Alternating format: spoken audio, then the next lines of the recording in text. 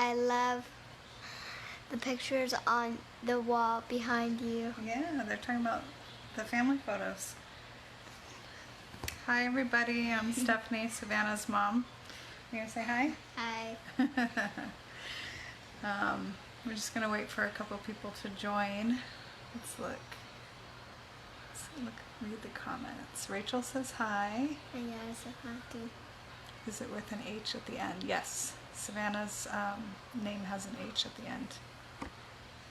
You're silly. One of the questions that was asked was about school restarting Such here in an Arizona. awesome reader. Yeah, I am. Yes, she's a very good reader. So our governor has stated that schools in Arizona will have the option to possibly go in person as of August 17th. However, a lot of the different school districts are kind of deciding on their own, what their game plan is. For our district, they're going to let the kids start virtual August 3rd, and then they're going to kind of gauge where we're at as a state as of August 17th. So then we'll kind of go from there. But she does really good with the remote learning, huh? You haven't been to school in person since March. Yeah, because I really want to go back. Yeah, she misses her friends and the social interaction.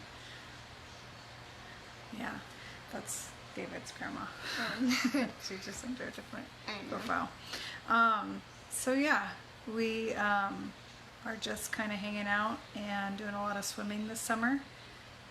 We haven't really had many play dates and stuff because of the stay-at-home stuff. I'm in Arizona too. We just moved here from Nevada to Nevada. In May. She came from Nevada, where Aunt Wendy and cousin Nikki and Aubrey live.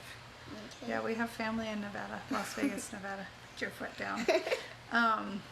So we're just gonna talk a little bit about Savannah's journey. Henry School is looking to go back in person on August 17th. So Henry might go back then too. So we're just going to talk a little bit about Savannah's journey, and then obviously if people have questions they can ask. So let's start. When I was pregnant with Savannah, I was super sick, very extremely sick. And it was a lot different than my prior pregnancy with my oldest. And she was born a little bit early. I wouldn't say necessarily premature. She was due January 2nd, 2012, and she decided to... Who's David? Yeah, he said when he wants you to pick him up early, and I said okay, and he said what time, and I said okay, and then you can answer. Yeah, we could do that, David. My son's watching. So she decided to make an entrance on December 10th, and I actually had to be induced because my blood pressure was wacky, and come to find out, she wants to trade sides. Sure, just don't knock the light over. My blood pressure was out of whack, and they found out that I had pancreatitis. So they said, let's just go ahead and have her come early. So she was born healthy. I mean, the only thing that we noticed was that she had some very noisy breathing, which they explained was known as stridor. And after monitoring that for a while, we noticed that she was having some moments where she would stop breathing. And that was very concerning, so I brought it to her pediatrician because we definitely, I hadn't had another baby for like 7 years, so this was like all new territory to me, and he didn't have stridor or anything like that, so it was very different. And they kind of put my worries to rest and assured me that stridor is completely normal. And I kind of got the feeling that maybe they weren't convinced about the stop breathing, but I was very adamant, would still monitor her would have her sleep in a swing at night, so that I could, see her visually. I sleep better. And she's always had sleep issues, always. But aside from that, I just kept pushing forward. We noticed that she had blood in her stool at one of the pediatrician appointments, so they determined that she had she could not have milk or soy, so she was on special alimentum formula, which is like the purple and white can. Milk? Not when you were younger. She has milk now. I remember.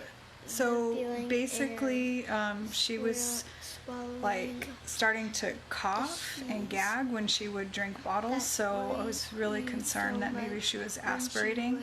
And so again, like, I was just very insistent with the pediatrician and everything. I said, I think she's choking. Like, I would really like to see someone else that can weigh in on the subject and get us some answers. So I kept pushing, and we got a referral to go see a pulmonologist, and he was very good. He was at Cardin's Children's Hospital, and he mentioned that he didn't think it was an issue with the lungs. He really did believe that she was maybe having some swallowing issues, so he gave his blessing for us to see an ENT. And when we saw the ENT, he was very good as well.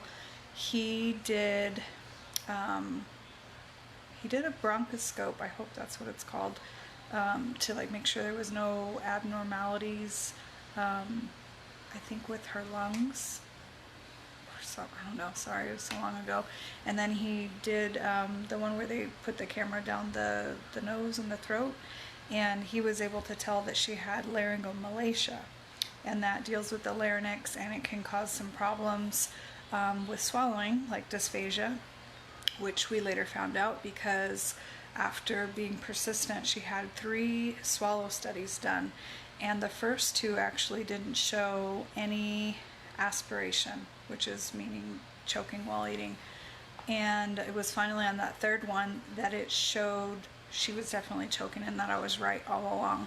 So we got her on thickened feeds. It's so cute. Say thank you. Thank you.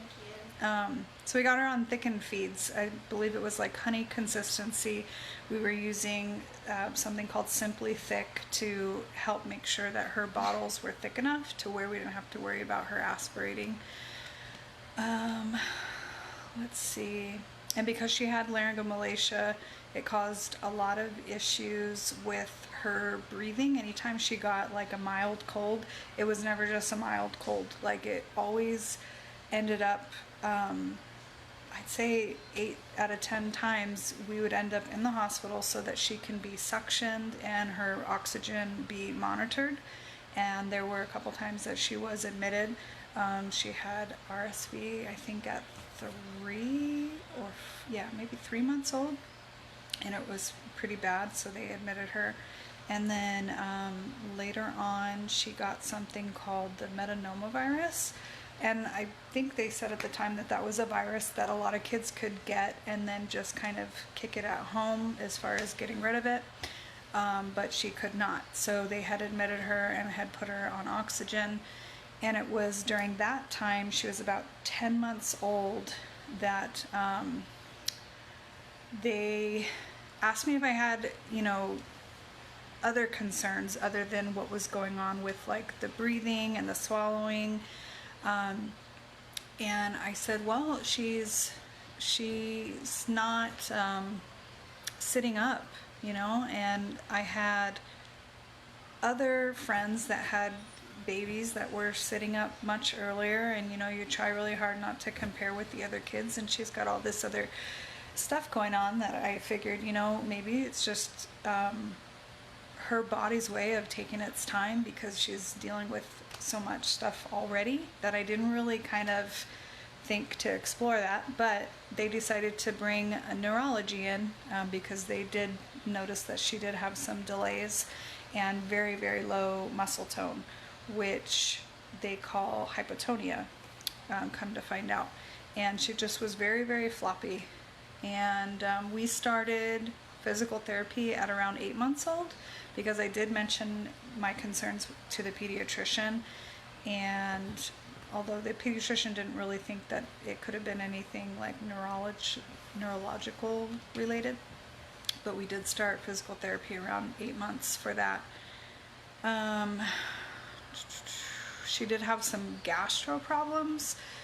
When we were exploring why she wasn't sitting up yet on her own at 8 months, we noticed that her stomach was super bloated, and so then we got a referral to take her to a gastro specialist, Dr. McComber at PCH, and he is excellent, like one of the best gastro doctors for children if you ever know of anybody that needs one in Arizona.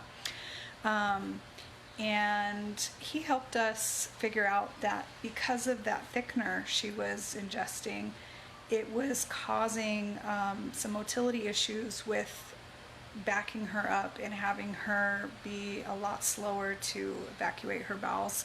So we did have to do Miralax for a while, and some other like more natural laxatives like Sienna, I think it was called. My son had RSV too when he was a baby, so scary. Yes, it is super duper scary. Henry had a swallow test too because he wouldn't chew anything. Yeah. And those swallow tests are not easy. Like, it's like a chalky, from what I remember, it's like a chalky drink. And it's like, okay, first of all, if your kid's already having swallowing issues, they're probably not going to want to drink something that's like disgusting and chalky. But I don't even remember if they had flavors at the time, but that was just like, it was just kind of heartbreaking to see too, because they have to like strap the kids in and they're doing an x-ray while they do the swallow study. But it was very beneficial in the long run, and I'm glad that I kept pushing for, you know, that third swallow study, because it's just a snapshot in time, you know, and if they're not having an issue right then and there, it doesn't mean that there's not an issue. But yeah, as far as the stuff that she went through, when they did get neurology involved when she was about 10 months old, we had followed up with them, and then a couple months later, around her first birthday, she had to get a brain MRI because they wanted to take a look at the white matter in her brain and kind of make some comparisons as to what she was experiencing to see if any of it was, you know, related to issues going on with the brain, which I believe it turned out to be just fine. However, they did some other samples. They did blood samples and they did urine samples, and then they had told us that she had a really rare genetic disorder called non-ketotic hyperglycemia, which scared the heck out of me because, come to find out after doing research, it's an extremely rare disease that affects a child's glycine levels, and it can cause major seizures, and a lot of the kids, they'll die like shortly after they're born or, you know, a couple years later. It's so rare that I think there's less than 500 kids alive in the United States that have this non-ketotic hyperglycemia, and there's only one doctor in Colorado, I believe, who actually knows how to treat these kids and like follow up with them and how to handle each case by case. So I was just like freaking out because PCH was telling me that she had this really rare genetic disease, and then they were like, okay, good luck, like we can't really help you because we don't know that much about it. And then like I was able to reach out to some of these moms who had children that have NKH, and you know, they got in touch with the doctor in Colorado to find out like, what do we do from here? Like, there's got to be a way to confirm whether or not she has this. And so we found out you have to do a blood draw at the same time that you do a spinal tap on the child, because you have to compare the glycine levels and see what range they're in at that time. So it was just a mess. PCH was supposed to do the spinal tap, and then they kind of were in the dark as to how everything needed to be done, and I'm trying to explain to them that the doctor in Colorado recommended they do the blood draw at the same time as the spinal tap. and just tubes were not ordered. Everybody was not on the same page, and my poor daughter had been fasting, and we're waiting at the hospital like in the dark, and we just ended up having to go home that day. We couldn't even get the test done. So I was just furious, and I found a different neurologist doctor, and his name was Dr. Narayanan, and he was phenomenal. Like, he had told me that he was a little bit familiar with the rare genetic disease, but that in his 23 years of his career, he had never met a child that actually had it. So he got in touch with the doctor. I think his name's Dr. Van Hove in Colorado, that specializes in NKH, and he, was instructed what he was supposed to do and in what order. So they did the spinal tap with Dr. Narayanan, and we found out that she did not have NKH. So I was just in tears, because you get told that your child has something rare, and then there's nobody else that can help you, like not even a single local doctor that knows anything about the disease, what the prognosis is or what needs to be done. And it was crazy. So I'm really glad that we found a neurologist that knew what he was doing and was willing to listen to us and figure things out. I mean, it didn't give us answers as a whole why everything was going on with her the way it was, but it was nice to know that we could rule that out at least. She has always had sleep issues. At around, I'd say 17 months, we noticed that her sleep issues were getting worse. She was crying a lot more. She had been saying a few words prior to that, in the months leading up to that, and then she stopped saying them, stopped communicating. She wasn't pointing, she wasn't gesturing, she was just crying, and became more aggressive. And I could just tell she was frustrated. She couldn't communicate with us, and I noticed that she was acting different. It was almost like she was in a zone. I could call her name, she wasn't responding anymore. So then I started worrying, okay, is she losing her hearing? Because I'm obviously saying her name really loud and she's not acknowledging me. So something's got to be going on. So I'm sitting there racking my brain, and I'm thinking about everything that's going on with the low muscle tone, the swallowing issues and all that.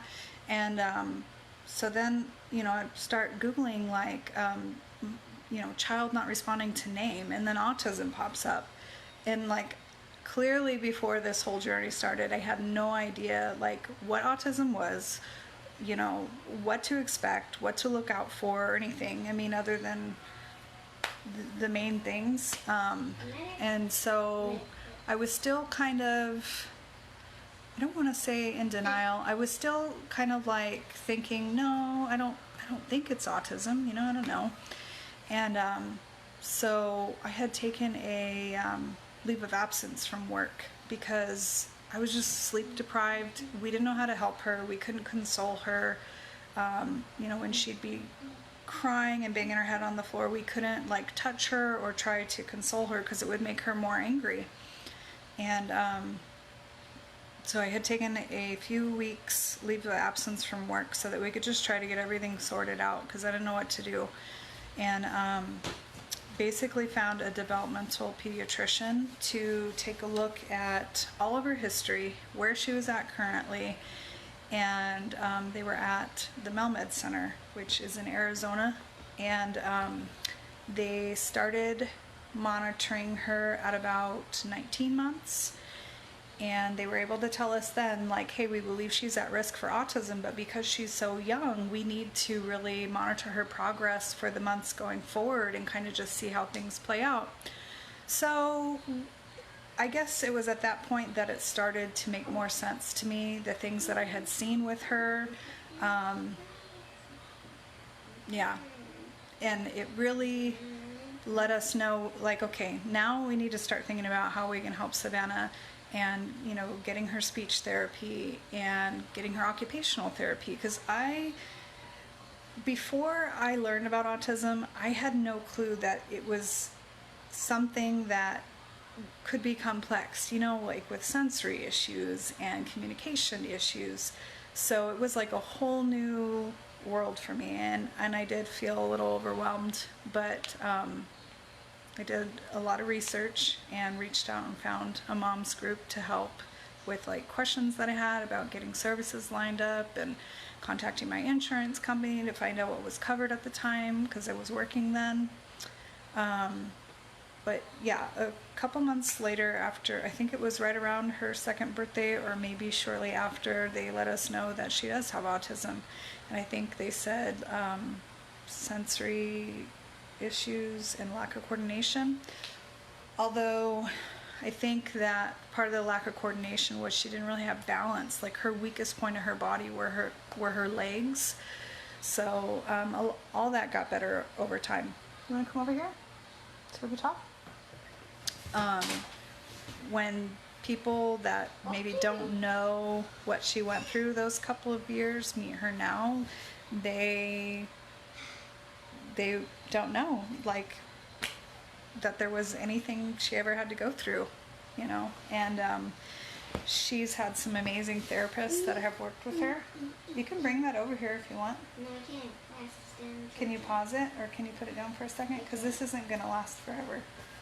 People want to see your beautiful face. Come on, sit up. Let's talk a little bit about you. Can I sit on my lap? She is my best friend. Huh?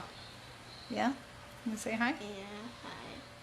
Yeah, hi. Didn't I already Oh, we got a say question. Do you believe that occupational therapy played a big role in Savannah's progress? I've been asking about OT for a while and would like my son assessed for it. My son just turned 5 and was medically diagnosed last summer. Yes, occupational therapy made a huge difference. I want to say out of all the therapies, that occupational therapy is the one that lasted consistently the longest throughout the years. And I learned so much about kids that have sensory issues. Yeah, like as an example, when she was able to start communicating with us a little bit better, there was one time that I had been wearing shorts and I went and changed into pants, and she just immediately started like throwing a fit and having a meltdown, and I'm thinking, what in the world? Like, literally all I did was just go change my pants, and don't do that. And I come back and I said, what's wrong? And she said, me no like your pants. And she was like really upset, legitimately. And I thought, wow, like I would have never guessed in a million years that she was upset because of my pants. And had she not been able to communicate, Have a beautiful one, ladies. That's Aunt Wendy. Oh, and another one before I forget. We were leaving the grocery store, and this was actually before she could communicate, or she couldn't communicate quite that well.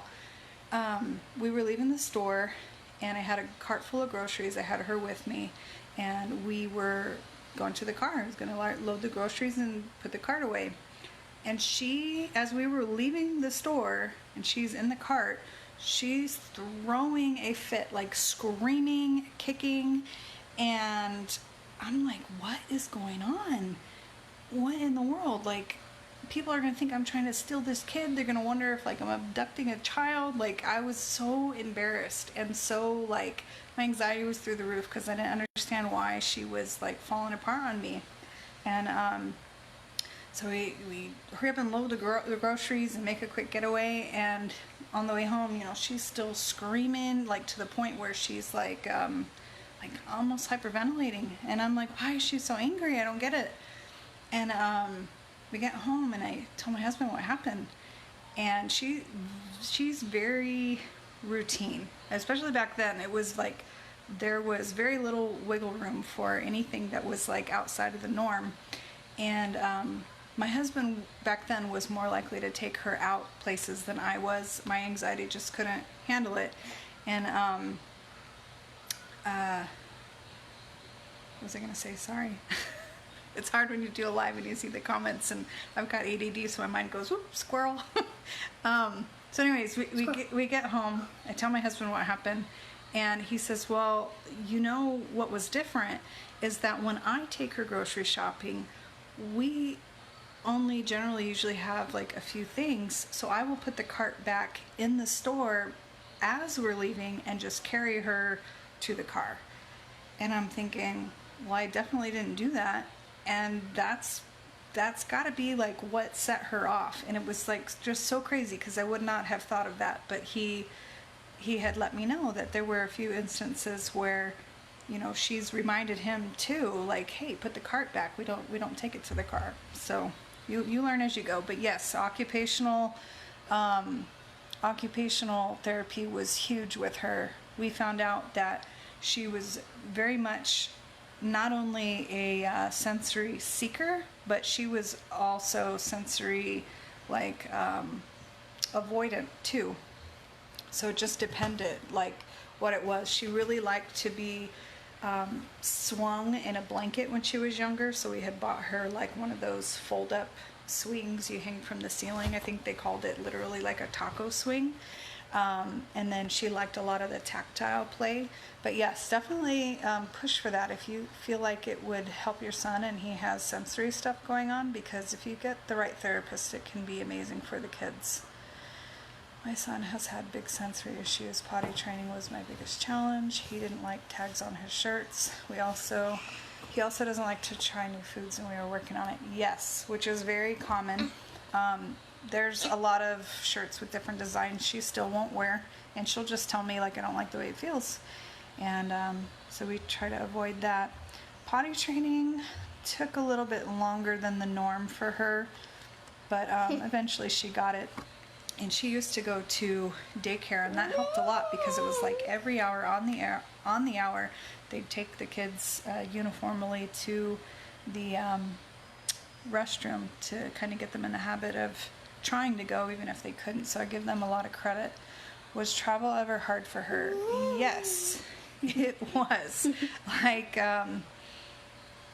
even if it was just travel out of the house to go somewhere, or like even long distance overnight stays, we had to kind of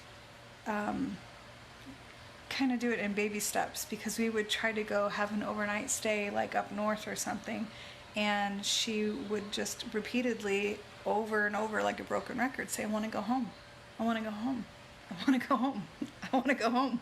And I was just like, man, like, you know, you can't blame them, because they're being honest with you. They can communicate at that point sometimes, and they want to go home, they want to go home. They don't want to be in a different environment. They want to be where they're comfortable. I want to go home. Oh, Landon's mom said hi. Oh. She's going to say hi? Yeah. She chats with the little boy named Landon and his sister Vivi sometimes on Facebook Messenger. Oh, Vanna wants to say hi to Brendan too. Okay, what are you doing? Stop it. Over the years, did you do at-home therapies or clinic-based? What do you feel like worked best for you?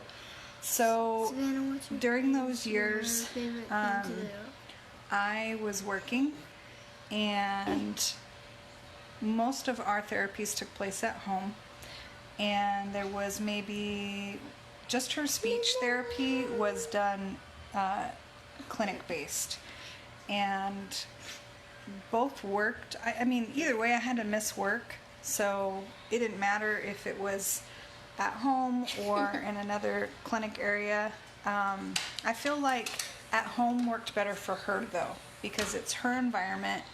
You know, she's not in like a strange place and like distracted by maybe lights on the ceiling or different decor, you know. Just, I feel like the at home definitely worked best, especially when she was younger, for sure. Savannah, what is your favorite thing to do? Rachel wants to know. Let's think. What does Savannah do the most? Sit down. Sit down and talk. They can't see you down there. What do you like to do? As of lately, hibernate in your room. I like to read books and play my phone. Play your phone. Tell them what you like to play on your phone. Break-in story. I have no idea what that is. I thought Roblox. Roblox. Yeah. It's in Roblox. Oh, she likes to play Roblox a lot. Game. She likes to play a lot of games. Does better in clinics. They are all different. So she was talking about Henry doing his therapy in like a business setting. When you did speech, you probably don't remember, but we used to go to a place in Phoenix called AZA United. Yeah, she likes a lot of games. Some unique things about her is her love for YouTube started with a guy named Gamin' with Kev. He likes to play video games and put them on YouTube and kind of narrate, and he uses like these fun voices. He's very animated. She does watch some YouTubers on there, right? Mm-hmm. Oh, you didn't touch me. Sorry, I didn't scratch you. So, she's getting ready to go into second grade. I'm in second grade. Yeah, you haven't done a YouTube video recently, have you? No. Did you know you got some new subscribers? Yeah. No. You got some new subscribers. How do you know? Because I check your account. That's my job. Dang it. So. Have you done a YouTube video recently, Savannah? No. No. Tell them what we have been doing a lot. Go swimming. Gone swimming. And how about the drive-ins? What? Yeah, we've been going to drive-ins. It's hard. There's not really much you can do with everything that's going on. I remember she once said she wanted to be a YouTuber star when she grew up. Yeah. And I don't know, do you still want to? Yeah. Yeah. You are so cute, Savannah. She goes back and forth between what she wants to do. So far it's been, she wants to be a YouTube star. She wants to be a police officer. And then I think last night she told me very casually, Mom, I would like to be a restaurant owner. And I was like, oh, okay. So she's Savannah, let me know she likes you to read so well. Yes. Yeah. She does. What are your favorite kind of books to read? Dogman and Owl Diaries and Unicorn Diaries. Yeah. Owlman or Owl Diaries. Owl Diaries. I can't even say it. Owl Diaries, Dogman, and Unicorn Stories. No, Unicorn Diaries. Unicorn Diaries. Close enough. But yeah, she's done really good, and she reminds me of Drew Barrymore. You don't know who that is, but that's okay. That's a compliment. What's your favorite subject in school, Savannah? Math. Math. I'm not good at math. She did not get that from me. She got that from Daddy then. Let's tell them, how about siblings? Do you have any brothers or sisters? I have 3 brothers. Charlie, David, Johnny. Yep. And which one do you like the most? David. Aw. But we love everybody. Yes. David, she's got a really special relationship with David. Yay, I love math too. That's Rachel. I can't even read It takes a special person to love math. I'm not that special person. 200 plus 200 is 400. Yeah, see? She likes it. She's always done good in school. I guess she's getting ready to go into second grade. When school first started, though, like all of her therapy services stopped when she was in kindergarten. We had the option to kind of keep going, but she was doing so well that we thought, we didn't want to inundate her or overwhelm her because we knew school was going to be like Can't new wait territory. To see you today. Aw, that's good. She's excited to see you too. We knew it would be a lot for her to process and be, the new norm and to get into routine.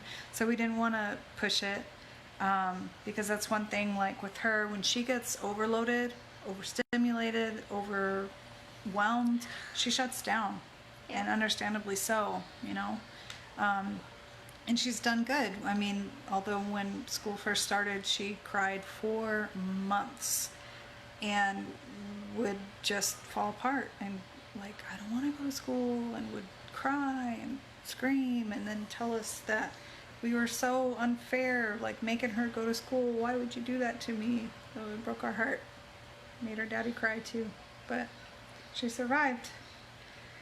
We still have some issues sometimes when we go on an extended break, well, back when school was in session, with getting her back in the routine, going to school, it's going to be okay.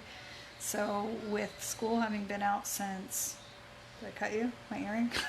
So with school having been out since March. What's advice? Hold on.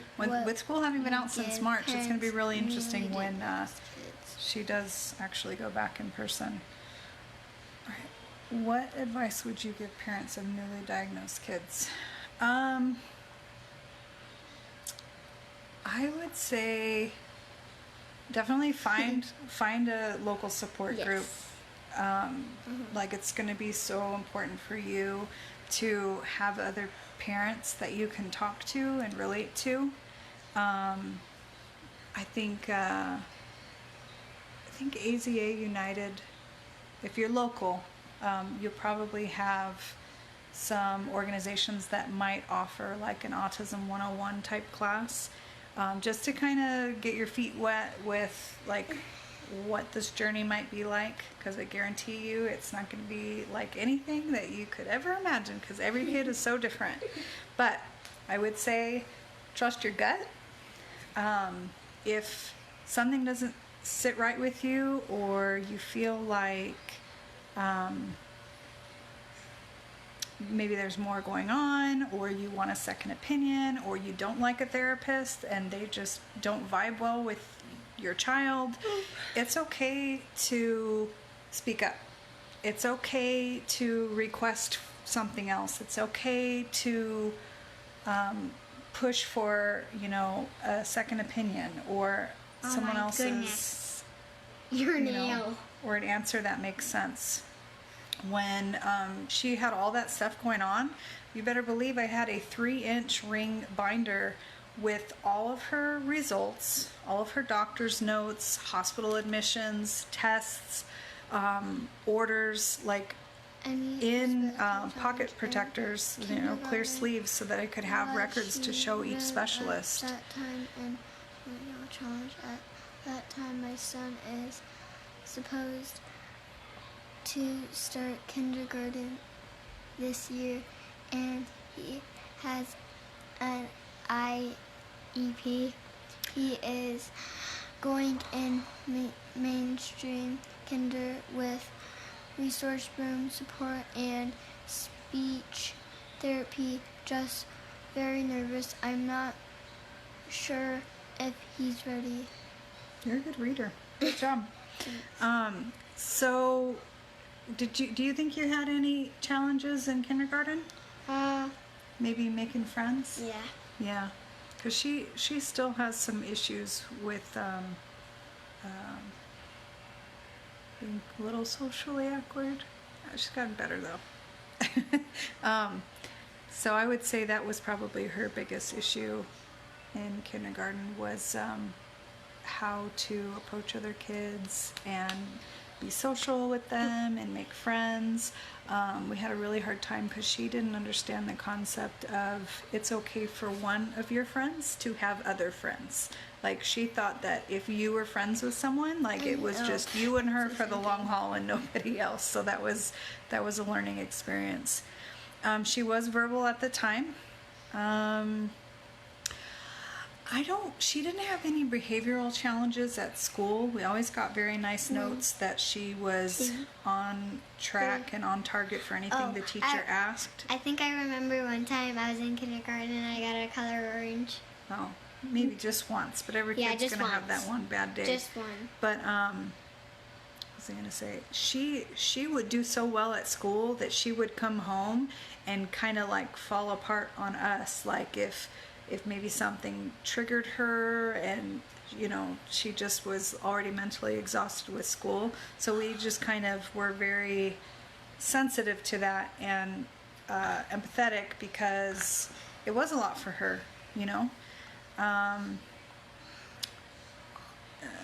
he has an IEP. Yeah, she never had an IEP. He is going into mainstream kinder. She was in mainstream school and still is. Well, he's going to have room support and speech therapy, just very nervous. I think it's going to be normal for you to be nervous, right? Because we can't be there. We don't know what they're doing. But I think what will help, if he is familiar with maybe the speech therapist that's going to be there, maybe he wouldn't be with room support necessarily, because that's, I think, supplied by the school. But maybe that will help too, you know. But yeah, it might be a little bit bumpy at first, but I think every kid's different, so it's hard to say. And it really depends on their teacher too. We've been really lucky, and she's had a lot of great teachers that have known that she's got some, you know, different ways of doing things or processing things, but they've all, don't tell me that, but they've all been very extremely helpful. I don't know if anybody has any other questions. Come here. Is there anything else that you want to talk about? What do you, how about your take on what it means for someone to have autism, knowing that kids are different? What do you think autism means? For you, how about for you? What does it mean that you notice?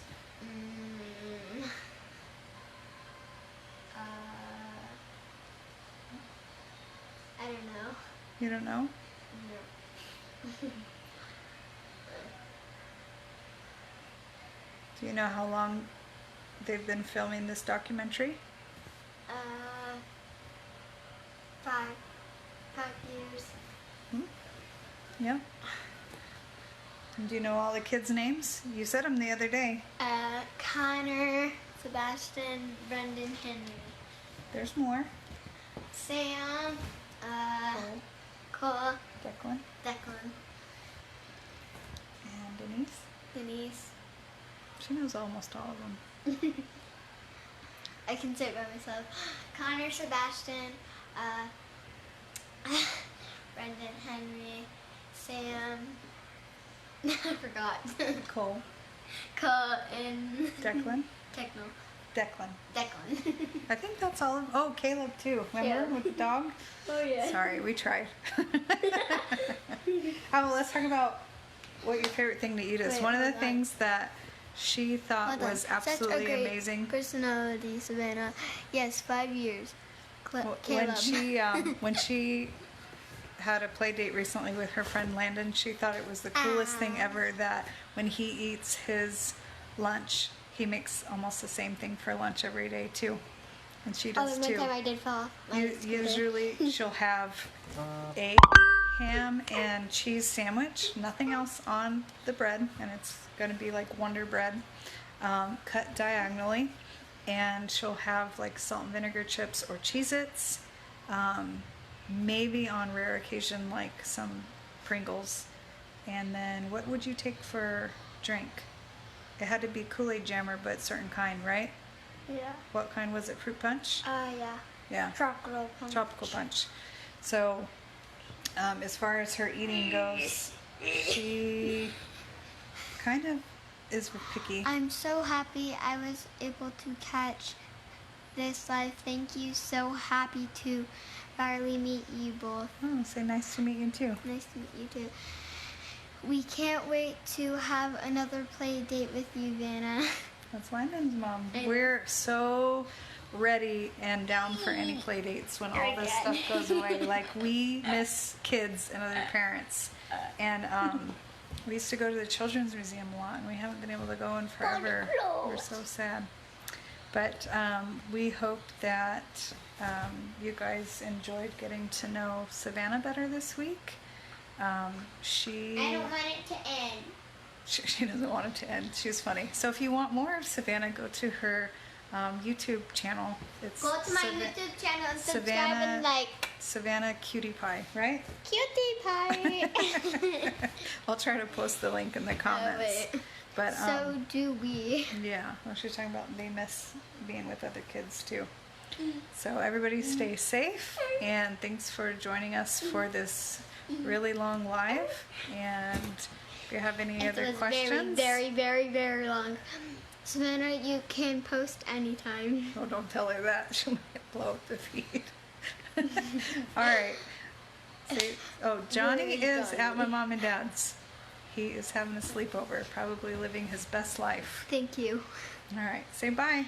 Bye.